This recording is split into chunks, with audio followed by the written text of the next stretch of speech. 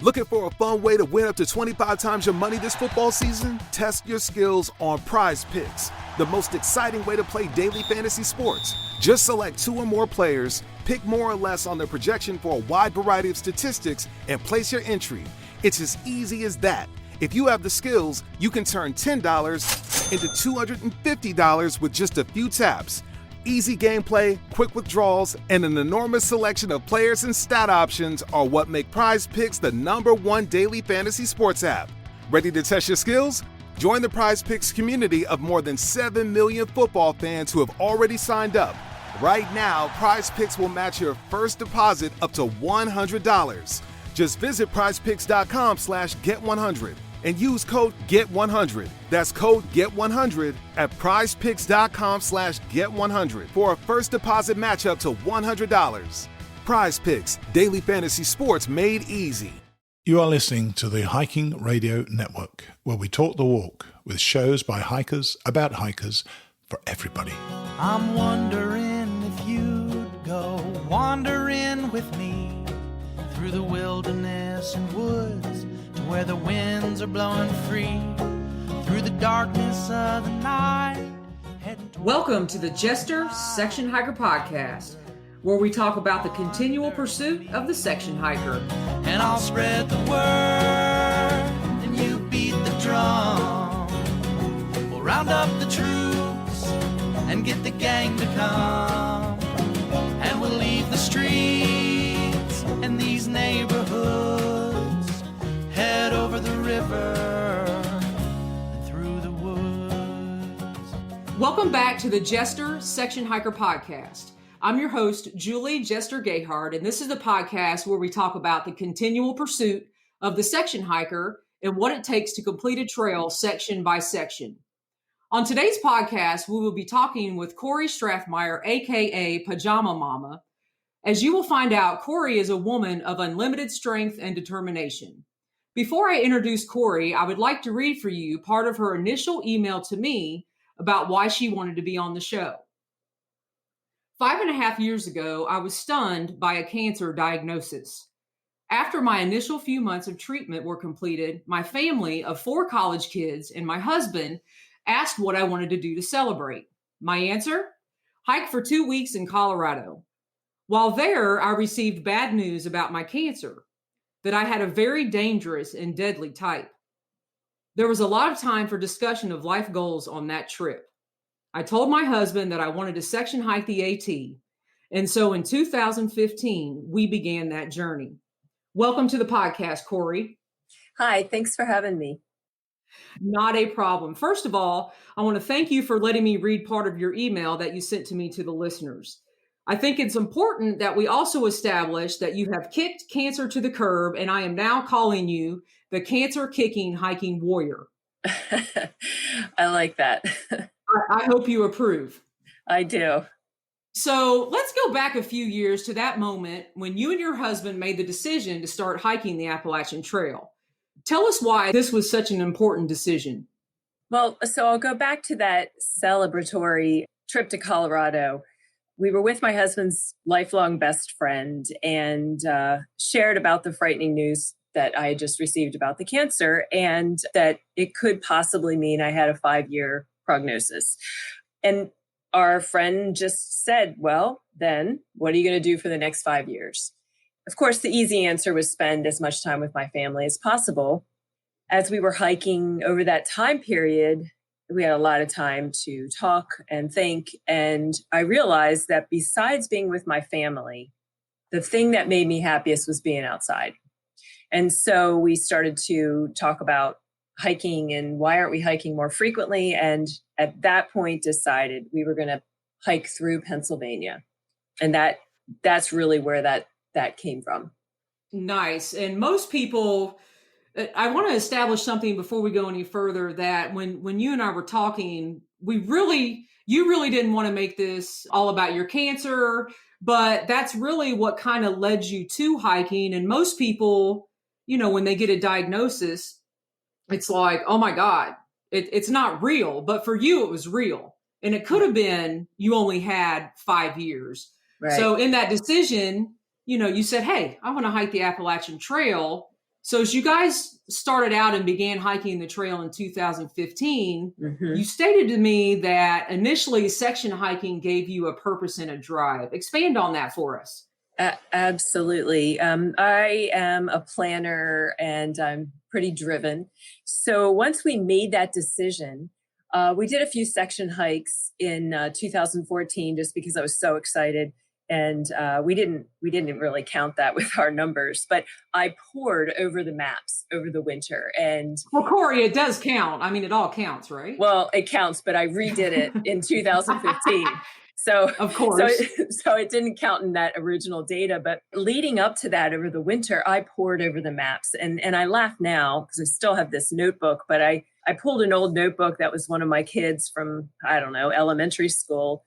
And I wrote down every single parking space with the mileage marker from south to north part of Pennsylvania. And then I did little brackets and figured out what our mileage would be. And I just planned this whole thing. But as we actually started hiking, I was all about finishing Pennsylvania.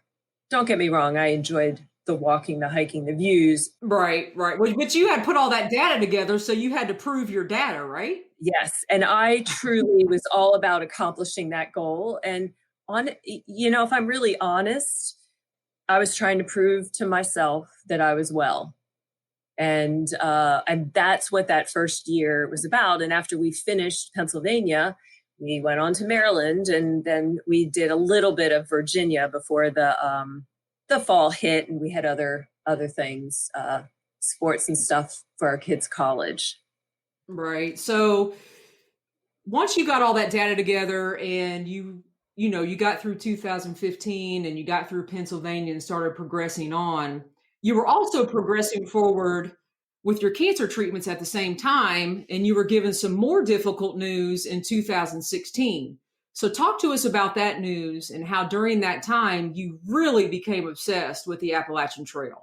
Yeah. Unfortunately, in early 2016, I was diagnosed with yet another form of cancer, not related to the first one. So I was battling two different forms at the same time. Cori, that is really unbelievable. That's truly, that's really unbelievable.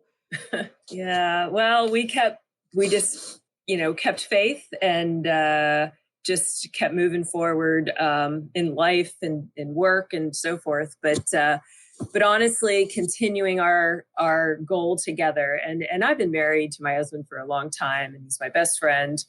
And we have dogs that we hike with. And so 2016, we just continued and we did the section from the southernmost part of Shenandoah National Park to Harper's Ferry.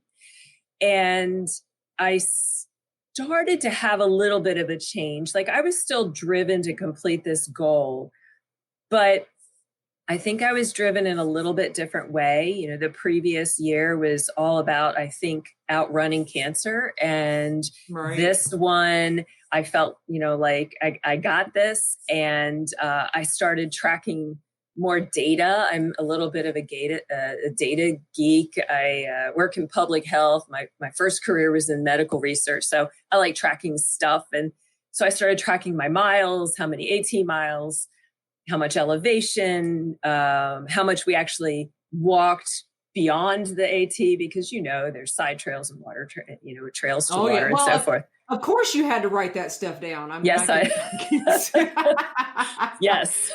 Yes. So most people are like, no, I'm not doing that, let alone marking it down, but you're doing it and marking it down. Yes. So maybe, I don't know, that just was my proof, along with gazillions of photos. So it sounds like to me that is totally awesome. So most people, it's a battle alone just to either, section hike the trail, get out on the trail, organize their cars, do several things. So you're battling, two cancer diagnoses, and you're also, it doesn't sound like you're battling the trail, but you're enjoying analyzing the data and the mileage and making things happen. So moving forward to 2016-17, you stated to me that section hiking the AT went from a goal you had to achieve to really into a lifestyle. So talk to us more about that transition and really what started to change. Oh yeah, big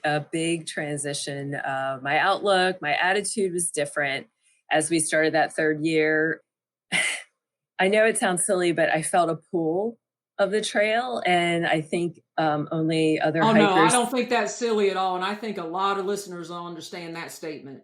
Yeah, other hikers can understand. I couldn't wait to get to the trail. Like, it became a part of, during the week, I'm chunking off tasks, my job and so forth, because that's what I'm looking forward to. And then I'd spend my evenings planning, and again, still poring over maps and so forth. But even that changed over that year. My planning became like a bigger plan that, okay, we're going to hike from point A to point B, but I was more relaxed and just started to really enjoy the trail itself. And something else that happened is I wanted others to join me, and I wanted them to experience the joy that I felt every time I saw a sunset, a sunrise, any views, the smell of the trees, the smell of the rain, and so our adult children would join us when they could. And the other thing that started to happen was I started talking to other hikers. So as we were stopping for breaks, or we very rarely use the shelters because we have 2 dogs. So we're always in our tent. Right. So that can be a little bit of a barrier as far as conversation. But I started reaching out, and, when I would see other hikers and we'd start chatting, and I became enamored with their stories, and I wanted to be more a part of that culture. And then we kind of changed what we were doing as far as hiking. And some of this was dictated by the sections that we were in Virginia. Whereas instead of doing 1 overnight or even day hikes, we started doing 3 and 4 day weekends, and we were backpacking, which just allowed us to just experience more. So of course we're buying new gear, and I'm researching the gear, and oh no, don't tell me you had a data sheet on the gear at this point. No data sheet on the gear, okay. but because I have seen those. I mean, those data sheets, people have those, and it is down to the ounce and the milliounce, if that even exists, and it gets crazy. Nope. But I think during this time period, I started to relax a little bit. I mean, I'm still going to be a data geek and collect all that stuff to a point, but yeah, we started to transition, and I just wanted to be a part of that trail culture. It sounds like before that, maybe like 15, 16, you just you had the data because you had it down for the Appalachian Trail, but you had a lot of unknowns in some other areas of your life as far as what was happening. And it sounded like that transition to 16, 17, and we'll even get into 18, 19, that you kind of let your guard down. Mm-hmm. And sometimes talking to hikers is some of the best therapy that's out there. And you started dialing in on how you were going to be better on the trail, which leads to, in 2018-19, you and your husband, I don't know what happened, you'll have to tell us, you guys started you spent 48 out of 52 weekends on the trail. And you described to me that the Appalachian Trail is an amazing resource, and there's something different for every person. So first of all, bravo, because I would love to spend, and I could do it, I'm just too lazy to spend 48 out of 52 weekends on the trail. So getting back to that quote, what are some of those resources and different aspects of the trail that you learned over the course of 3 years now that you love so much? I think a lot of the resources that I started to recognize, and maybe resources isn't necessarily the right word, but again, the trail changed based on what I needed. So maybe it is a resource. It's what I needed at the time and where I was in that stage of my life. Right. So as we were hiking further south, and it's a long drive. We now are to a point where we have 9-hour drive to get to wherever we've not started hiking. And so we started to change the way we were doing things. And so my husband and I would drive down, floor it out of work early, get to wherever we were going, rent a cheap car, drop it off at the end. And wow, I didn't realize you guys were doing that. Yeah, because it's kind of hard to get a shuttle when you have full backpacks and dogs. Not everybody is. Yeah, the dogs thing. But that's it. Our dogs have hiked with us almost every step of the way. So we drop off the car, go to a dog-friendly motel, and then we would go out to eat. And we started to just feel comfortable in these towns. And I didn't share this with you before, I don't think. But when our kids were young, we made a promise to them to show them America. And we've taken them to the 48 contiguous states. We never got to Alaska and Hawaii, but we were very intentional about being off the beaten path. Like not, right. We certainly saw, some of the tourist things that you just absolutely need to do. And we've spent our time in Disney and New York City, but oh God, Disney. but we really wanted them to recognize that everyone lives differently wherever they might be. Right. So we've had some amazing experiences with our children doing that.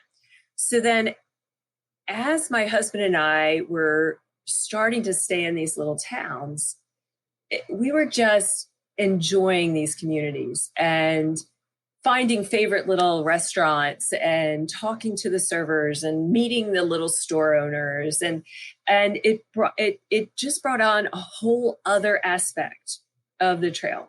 Isn't it amazing how these little towns, it's just all of a sudden you can become immersed and it's like you long for that town's vibe or that, aura that town puts out. Absolutely. It's amazing. My husband and I have different goals. I would love to someday through hike, and my husband has zero desire to do that. And he is loving the section hiking and being out on the trail for a few days at a time, but staying in the towns and getting to know, we don't get to know the people super well, but you start to have conversations and it just is a glimpse into the way other people live. And it has just been amazing. Do you have a favorite town that you can think? I know that I'm asking you this kind of off the cuff, but do you have a favorite town that you can think of? There's many. I have so many great memories of the different ones, but I will tell you that one of my favorite times was eating in, I think it's called the Georgia Mountain Restaurant in Hiawassee. Okay. And we had a fabulous breakfast there several mornings in a row because of some rain and so forth. And after a couple days, a man with suspenders came over and picked up the chair and turned it around backwards and sat down and asked our story. And here he was the restaurant owner who had bought this restaurant back. It had been in his wife's family, and then it had been out of the family for years. And he worked to raise the money to buy this restaurant back. And he talked with great pride about his son who had just graduated from the local community college. And we just loved it. We loved talking to this man, and he's pouring out his heart and to strangers. And that just happens in these small towns. And it happens on the trail too. Like, I don't know about you, but there have been things that I have shared with total strangers who happen to just be walking beside me that I wouldn't tell my coworkers. Right. Yeah, I totally understand that. Like, I don't know who I've talked to over the years on the trail and who I've told what, but I don't even know how it even starts happening. You can't explain it unless you've been out hiking on the Appalachian Trail and the vibe of the community. It's just, you intersect with people, and people are going north and people are going south and people are doing all different types of things. Next thing you know, it's like you are talking to them about almost your deepest dark secrets that like you can't get out in your regular daily life. So I totally understand. Yeah, we've actually, it's pretty fun. The wonders of Facebook to be able to stay in contact with some people that we've met. But there's a young woman who was attempting a thru hike, and I met her in Georgia, and we've stayed in touch. And she's joined us in Manhattan for a Broadway show, and we've connected for lunch in Virginia, and we hiked together for a few days. And I told her things that I had just not talked about, a lot of it cancer related. And I think it was helpful to get that out. And she shared with me things that I'm sure were very private. And I will forever have a bond with her. Right. Just because of that. And an unlikely person for me to have ever met and befriended. But it happened because we were walking north. Honestly, I just think that's the power of the trail. I don't even know if it can be described. And I think when people talk on the trail and your relationship with this young lady, you will never repeat what she said. And nobody even has to tell you that. It's just kind of like an understood trail community type of thing. So I totally get the power of that. And that's one of the things that probably deep down inside of me that I long for as well, and why I keep going back to the Appalachian Trail. So this might actually lead us into learning about that awesome trail name you have, Pajama Mama, because you were actually named by some young people on the trail, correct? Yeah. So tell us about how that came about. I love hearing about trail name stories. It's one of my favorite things to ask hikers when I meet them. So we were in Georgia, and there were a lot of young thru hikers, and I was dubbed Mom, which kind of fit because I am a mom. I guess I was maybe mothering them. I don't know. I was worried about them. My natural planner came out. Uh-oh. But so I went with Mom for a little bit, but it wasn't very unique, and I eventually just defaulted back to my first name. And after we had finished Georgia into North Carolina, we jumped up to New Jersey and hiked through New Jersey. And when you're hiking in New Jersey, you have to stay in designated locations. So you kind of hike it, not really en masse, but you kind of all move from place to place. And I had met this young hiker named Lamb Chop from California. She was a school teacher, and she asked my name. Oh my God, I love it. I know. But she asked my trail name, and I gave her my real name. And she said, no, come on, you have to have a trail name. And I said, well, I've been going by Mom. She's like, all right, let's work on that. And after a day of hiking near each other, she said, Mom's a good start. I can see where people are coming from with that, but we need to finesse it a little bit. And that night, we set up our tent, fed the dogs, and I carry this one luxury item. And so I got in my tent and I changed and I came out, and Lamb Chop said, you are Pajama Mama. That's right. Oh I wear lightweight pajamas all the time. It is the one thing I carry. And after I'm hiking all day, I just want to be comfy. And so I've been Pajama Mama for a couple years now, and it works. Oh my God, I love it. And I literally, while you were telling that, I had the visual of you coming out of your tent in like these Christmas pajamas or something. Well, I do have pictures. I could send them to you. Hey, maybe those are the ones that we need to use for the show notes. So that is so cool. That is so cool. So moving now, we're getting ready to, have a new year, 2020. Sure. And everybody's thinking about their hiking plans and their section hiking plans. So part of your section hiking plan for 2020 is you're going to go back and hike in Pennsylvania again with the newest member of your hiking family, Faith. Yeah. Tell us why it's important for Faith to go back and hike in Pennsylvania. So actually, I've already started rehiking Pennsylvania. So when we can't get, to Massachusetts or down to Tennessee, we've been just starting to chunk off Pennsylvania and Maryland. But our male dog, Toro, has completed almost 1,100 miles of the trail. And wow. Faith, we rescued her after we had already completed Pennsylvania and Maryland. So my husband says that she's fine not hiking it, but since she's my kindred spirit, I know that she'd want to walk every single step. So exactly. Tell your husband this is how it goes, okay? That it's just going to happen. Yeah. So we've been rehiking and but doing it with a little bit of a flair, in that instead of just hiking south to north, where I can through studying some more trail maps and so forth, I've been creating some unique loops and so we're rehiking it. About halfway finished, Maryland and PA, and we'll complete that hopefully over the winter and into the spring of next year. So, and it's fun. And I am hiking it with a whole different outlook than 2015. It just looks different. It feels different. I'm loving it. You got rid of the cancer, you got rid of those data sheets, and now you're just living life. I'm loving it. Yeah. I have a feeling you still have some data sheets, though. I do, and I still take a million pictures, but well, you'll have to add a picture too of Faith in there for us, so we can see Faith as well.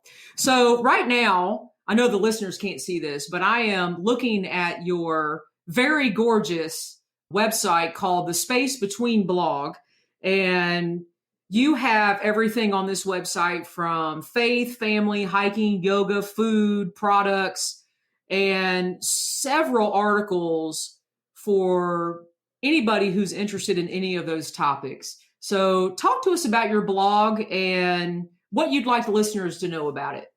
The Space Between is really just a place where I can write what happens in the spaces of our life. So it could be the space between 2 points, or the space between time, or space between generations. So it's just, a place where I talk about a lot about hiking, but I've talked about some pretty personal things. My father passed away earlier this year, and that was difficult. And so it just is really a place where I like to reflect, but where I can, I offer tips and recipes and hiking tips and maps and so forth. It looks really nice. I mean, just so the listeners know, I've definitely got to look at this one because you've got an article on there that came out and it says the perfect hiking snack. And it looks like a flask to me. But then you look further and it says applesauce. So I'm looking at it just because it's a flask. But then I'm going to, look into it further. And then you've got Kimmel's Overlook on the Appalachian Trail with a gorgeous picture of your dog.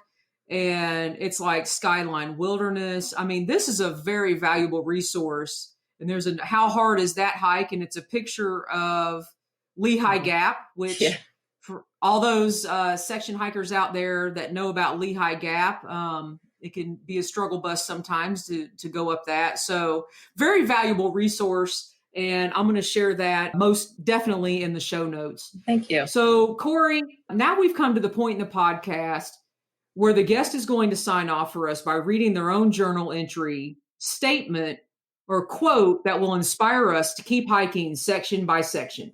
So this is a blog, actually, that I never published, but I completed this right after I finished our section hike through the state of Virginia.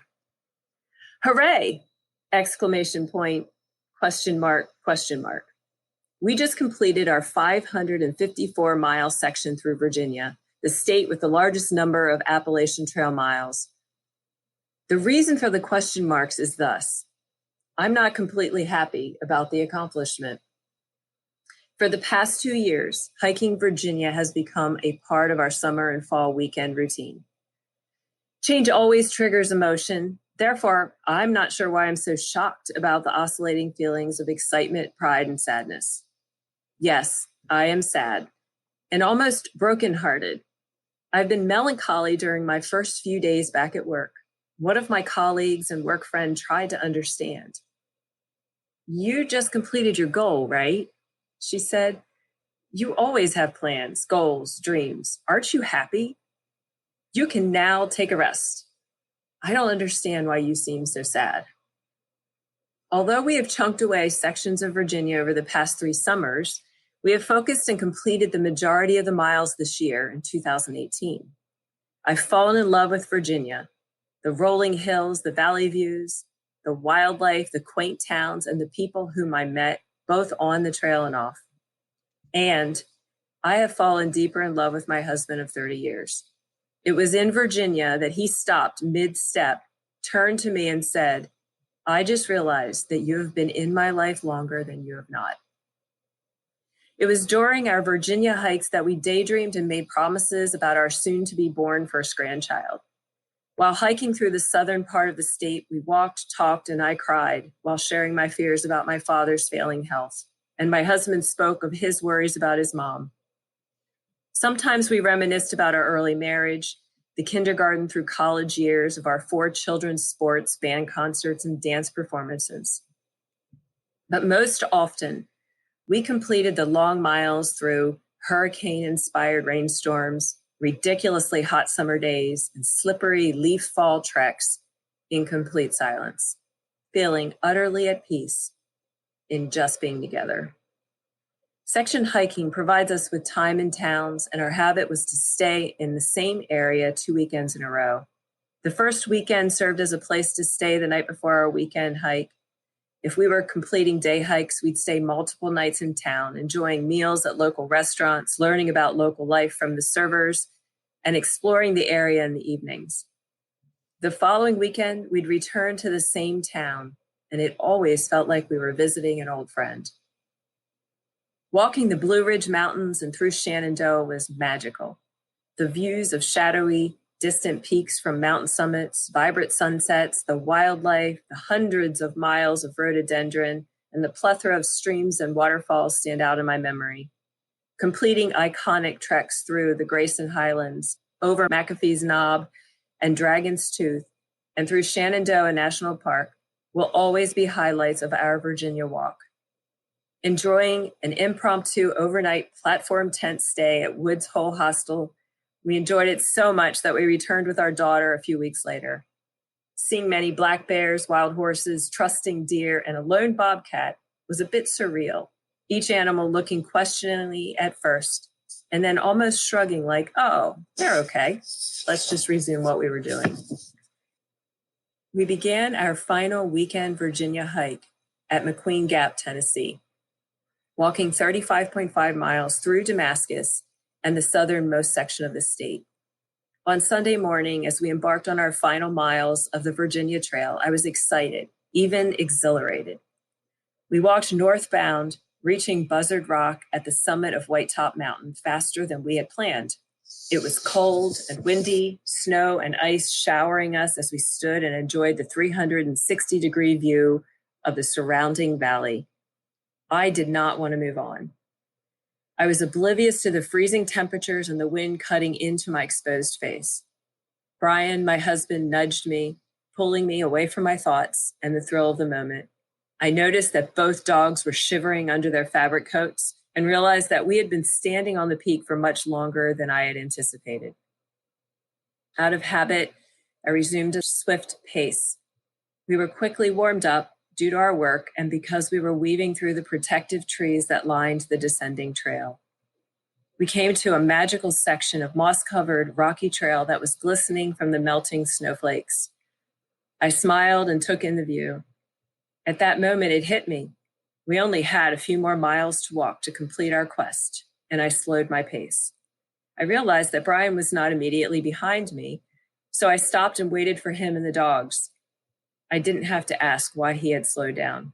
I could see it in his face. He didn't want it to end either. We walked in silence, each of us deep in thought, reliving the past 550 miles and considering the next goal of our AT section hike. We exited the woods holding hands, snapped a few celebratory selfies. What is it about this trail that stirs so much emotion? We are not unique in our feelings. I know of many thru hikers who struggle to walk away from the 2,190 miles that they have completed in 1 year. I am sad to have ended a journey, but I'm still eager and excited to complete even more Appalachian Trail miles in 2019. Perhaps, thanks to this emotional experience, I will be more prepared for the feelings of one day reaching Mount Katahdin. Thank you, Cori, for being on the podcast. I really appreciate it. Thank you for having me. Thank you, Cori, for sharing your story with all of us. Your passion and dedication for the Appalachian Trail is inspiring. I love that you have kicked cancer to the curb. I love that you want to take faith back to hike the trail in Pennsylvania. And I also love that you shared your journey with all of us. Thanks for spending time with us on the podcast. Before we get into our Let's Talk Gear portion of the show, I want to address a question I recently received from a listener of the podcast. As soon as I read this question, I knew it had to be addressed and could not wait. Here's the question. Is it okay for a section hiker to stay in a hostel during thru hiker season? I'd hate to take a spot from someone that needs it more than me. Of course, I have my own opinion, but I reached out to two of my favorite hostels and their owners on the Appalachian Trail.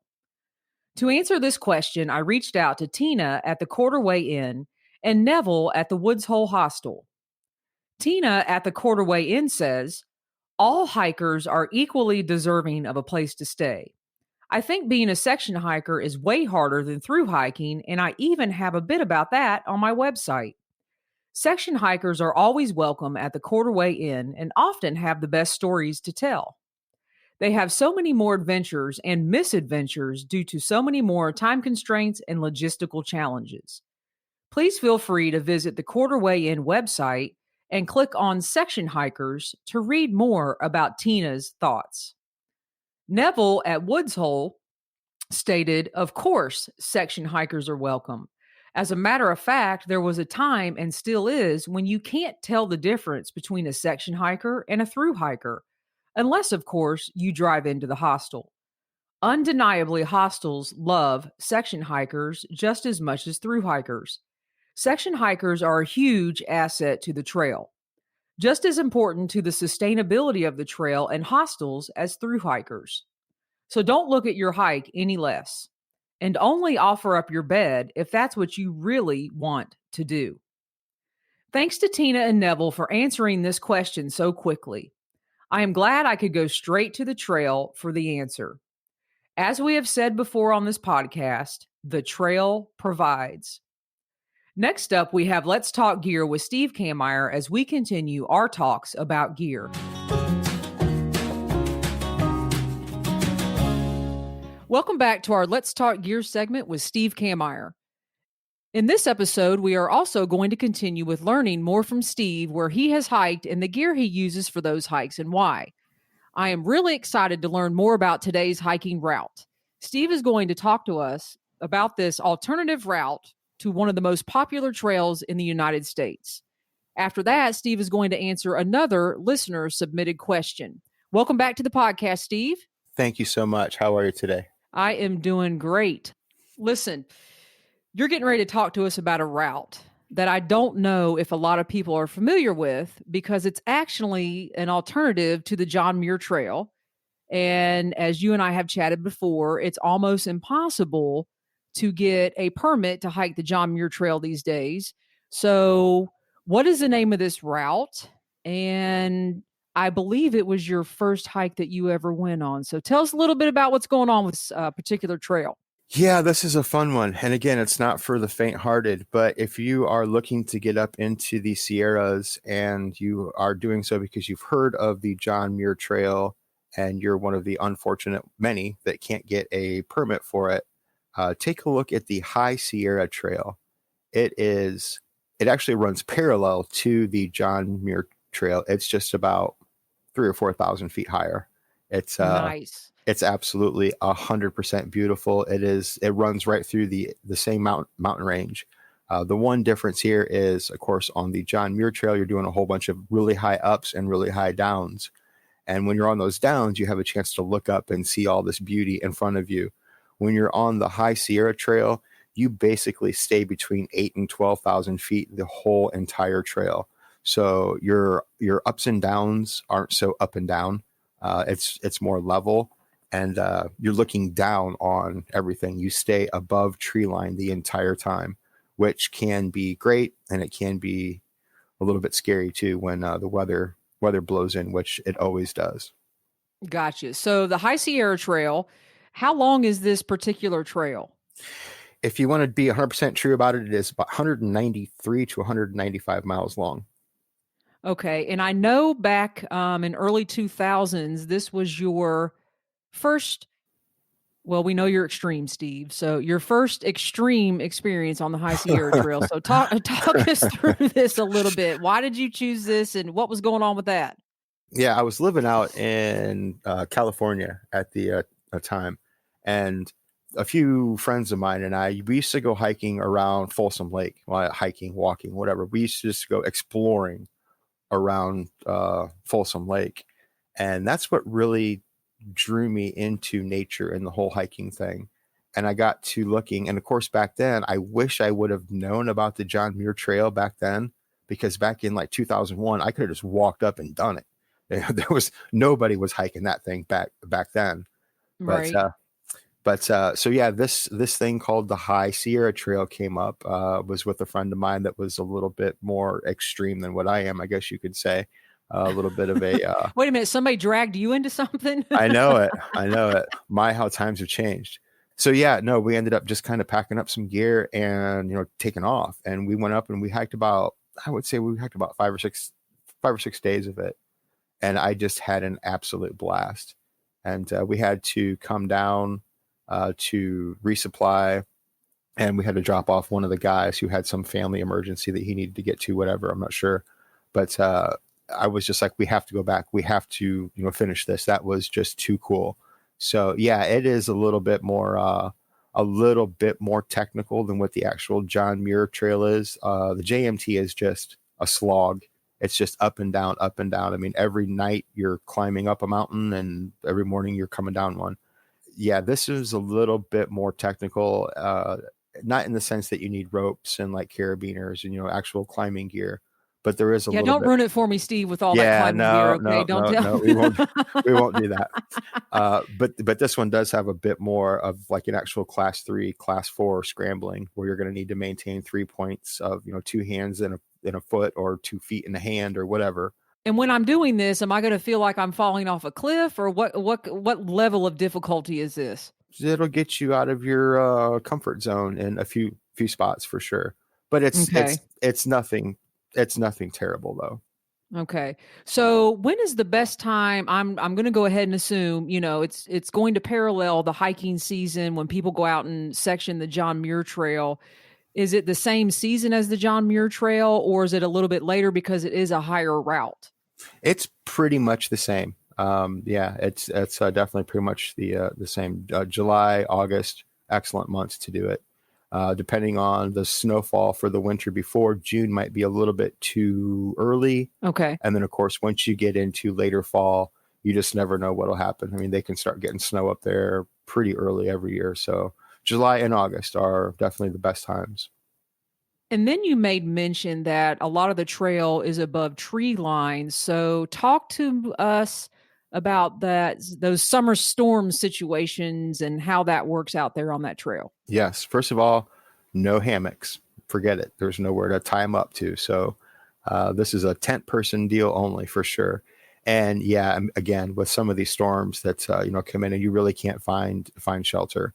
So you can't run down into the trees or whatever to try to get away from the wind and the rain. So a tent.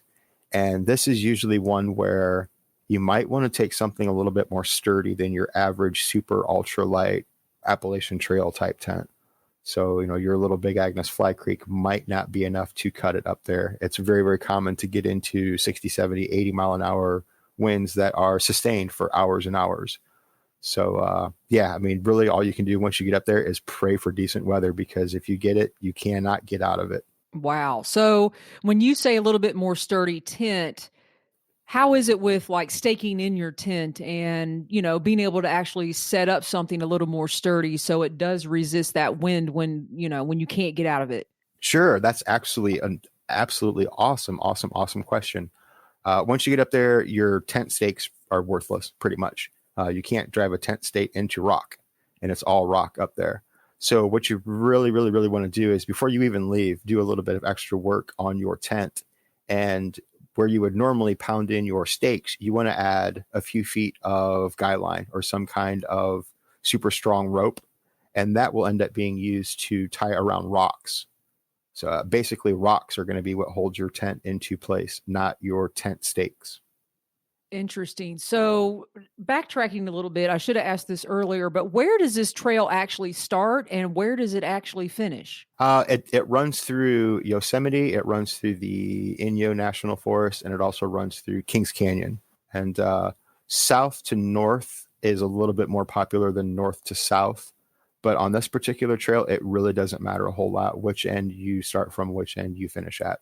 So this could actually be a real viable option for people that are looking for an alternative to the John Muir Trail. So as far as logistics, because we know you love logistics and mapping, is this another GPS recommended? What kind of maps are we looking for? Talk to us about that for a minute. I would say, honestly, that the food situation on this trail is going to be your biggest issue. Unlike the JMT, the High Sierra Trail is not set up for a few thousand through hikers every year. As the way that, the JMT, you can send yourself mail drops, and you've got the, Muir Ranch, and you have all these other little places that you can resupply your gear every few days. They purposely, thank goodness, but they purposely make this happen for you because so many people hike it. On the High Sierra Trail, you do not have that, advantage. So food becomes a bigger issue. There are one or two places that you can get off to resupply for food. But other than that, again, maybe caching food is not a bad thought. As far as directions, it's definitely a lesser marked trail because there's no dirt. There's no trail. It's all rock pretty much. But the one nice thing about that is, and we were kind of chatting about this earlier, you can always see the next mountain peak.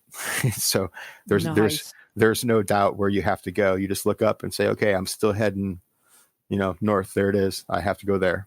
So now I know the John Muir Trail goes through, lakes and things like that. Since you're up higher on this trail, are you seeing the waterfalls? Are you experiencing the lakes and things like that? Or what's the anticipation daily on this trail?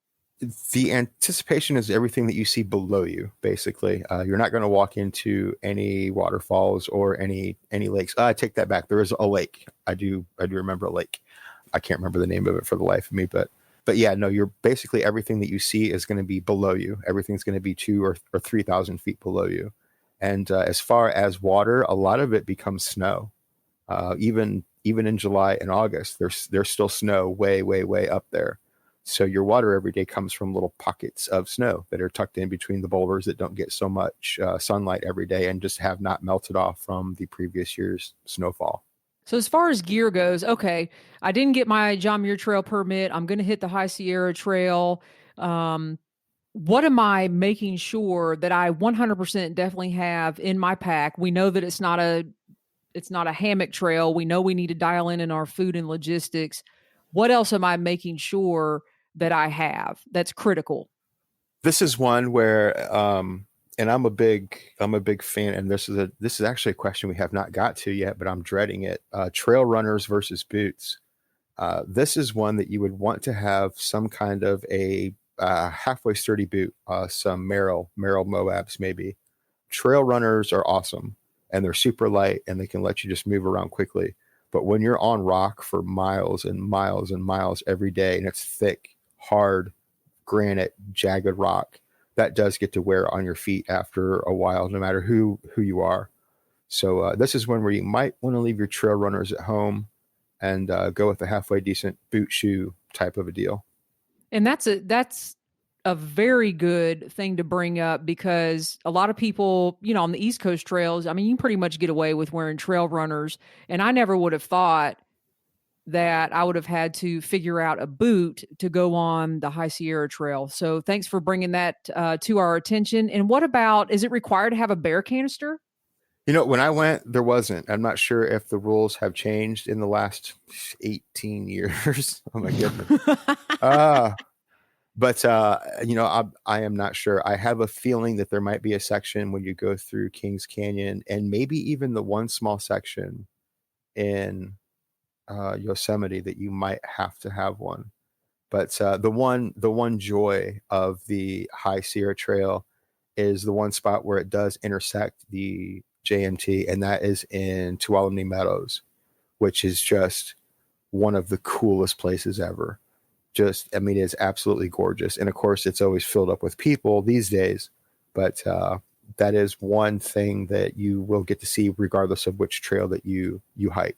Nice. Very good. Well, again, Steve, another extreme trail that you've introduced us to and some gear choices for that trail.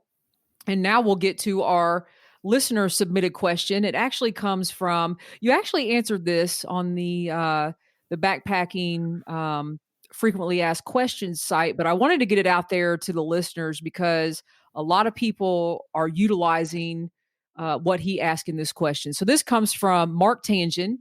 And by the way, he is a North Country Trail section hiker, and he's been very supportive of the podcast. So thank you, Mark. He says that he is interested in purchasing the Vargo Titanium Bot and would like to know what Steve thinks. The bot is a multi-purpose, as it can be used for cooking, cold soaking, and water carrying. Sometimes equipment that tries to do many things does none of them well. And he wants to know your thoughts on this, Steve. Sure thing. First of all, absolutely. It is a multi-use tool. And 9 times out of 10, I say if you can use it for a whole bunch of different things, it's a pretty good deal. The one thing with this is, well, the two things with this is, yes, it is good for cold soaking. For those folks who don't know, a Vargo Bot is basically a titanium cup with a lid that actually screws onto it instead of a lid that just sits on like a Toke's pot would. And this is great for if you are actually cold soaking food.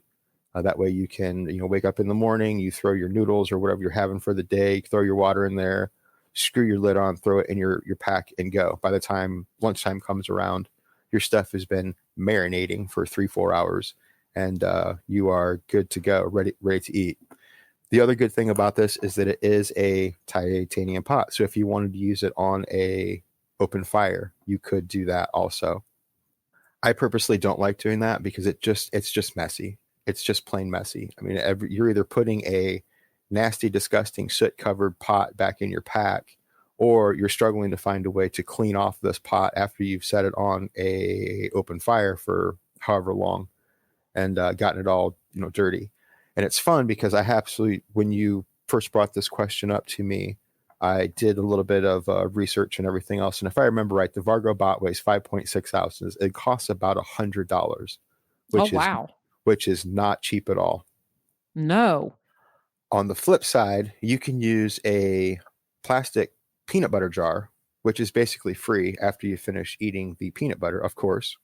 And it has to be Jif crunchy peanut butter, by the way. Yeah, that's fine with me. Hey. Whatever works. But yeah, the 1 liter Vargo Bot is $100. There's a 1.25 liter Jif crunchy peanut butter jar that only weighs 2.5 ounces after you're done eating the peanut butter out of it. And it does the exact same job. You just can't obviously put it on a open fire to cook. Now, the flip side of that is if you were to add, just say like a Toke's 500 milliliter pot, for those rare times that you did want to cook on a open fire, that weighs like 2.5 ounces and only costs $30. So in the end, your weight ends up being almost dead on even, and your cost is $30 for the peanut butter jar and the Toke's pot, as opposed to $100 for the Vargo Bot. Not saying anything bad about the Bot. I just don't think that it's as useful as what a lot of people think. And that's why other companies have not come up with something similar. Perfect, Steve. Really appreciate it. And Mark, thanks for sending in that question. And I actually think you put a picture of the peanut butter jar on the backpacking gear frequently asked questions site. So if people want to go take a look at that, and you did a really strong analysis on there about the Vargo Titanium Bot. Steve, thanks again for being on the podcast, answering the listeners' questions. And I'm really looking forward to our next couple segments that we're going to record further out, because I think we might have a guest come on with you to talk to us about a particular trail. Is that still in the works, you think? Yes, I definitely do. And I am very, very excited to talk about, I think we're going to talk about the Black Mountain Crest Trail in North Carolina. Holy smokes. Yes, I am very, very excited to talk about that one. looking forward to that. Looking forward to having another guest on with Steve to talk more about the Black Mountain Crest Trail with us. So again, thanks for chatting with us and letting us get to know more about your section hiking adventure pursuits, Steve, and the gear choices on those adventures. Again, if you guys have gear questions for Steve, please email me at jesterNC2212@gmail.com. If Steve answers your gear question on the podcast, I will send you some backpacking gear flea market stickers. Thanks everybody for listening, and happy section hiking.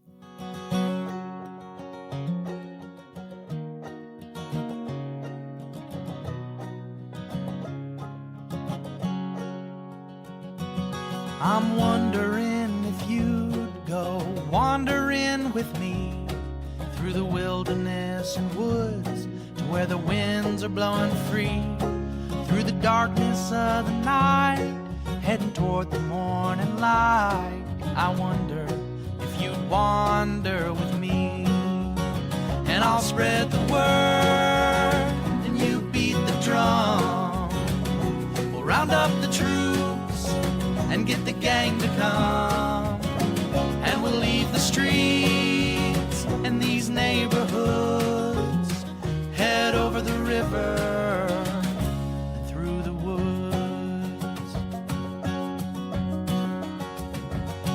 You're wondering if I go wandering with you, what kind of trouble we'll get ourselves into. Would it be wrong to tag along with a band of vagabonds? You wonder if I'd wander with you. So I'll spread the word and you beat the drum. We'll round up the troops and get the gang to come, and we'll leave the streets and these neighborhoods, head over the river.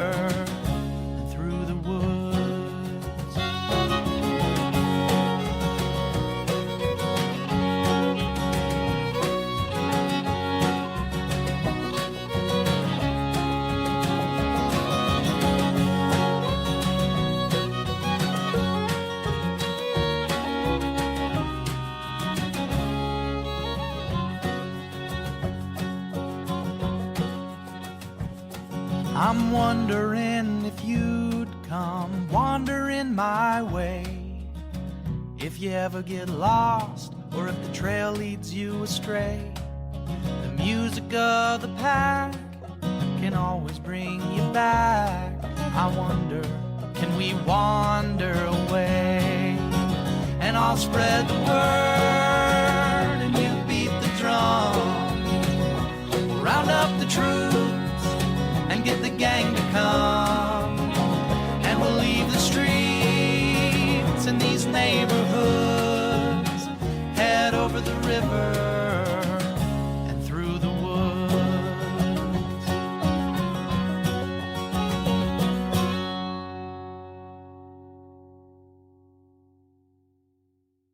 Looking for a fun way to win up to 25 times your money this basketball season? Test your skills on Prize Picks, the most exciting way to play daily fantasy sports. Just select 2 or more players, pick more or less on their projection for a wide variety of stats, and place your entry. It's as easy as that. If you have the skills, you can turn $10 into $250 with just a few taps. Easy gameplay, quick withdrawals, and injury insurance on your picks are what make Prize Picks the #1 daily fantasy sports app. Ready to test your skills? Join the Prize Picks community of more than 7 million players who have already signed up. Right now, Prize Picks will match your first deposit up to $100. Just visit prizepicks.com/get100 and use code GET100. That's code GET100 at prizepicks.com/get100 for a first deposit matchup to $100. Prize Picks, daily fantasy sports made easy.